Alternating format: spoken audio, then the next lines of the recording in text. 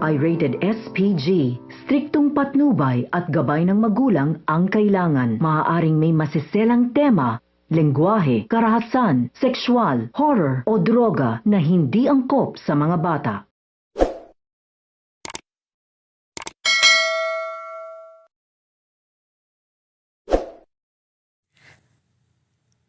Hello mga kapuso and magandang hapon po sa inyong lahat. Narito po ang ating aabangan mamaya sa Born to Shine. Nag-alala nga ang doktor ni Amelia at sinabi nga kay Dara na ayaw niya umano labanan ni Amelia ang kanyang sakit at hindi umano ito magpapakimotherapy. Samantala, sasabihan naman ni Amelia si Dara na maiksi na lang umano ang kanyang buhay. Ayaw niya umano mamatay nang hindi nasasabi kay Jenny ang totoo.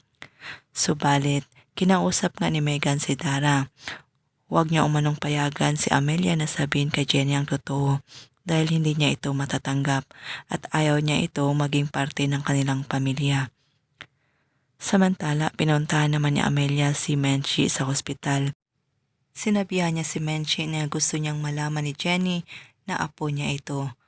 At meron umano siyang karapatan kay Jenny. Subalit ayon kay Menchie, noong hindi nga inangkin ni Dio na anak niya si Jenny, wala na umano silang karapatan sa kanya. Nagpadala nga ng audio message si Amelia kay Perry at mabubuksan nga ito ni Jenny. Tatanungin niya si Perry kung siya ba talaga ang totoo niyang ama. Lahat ng yan ang ating aabangan mamaya. Maraming salamat po sa inyong panonood. God bless.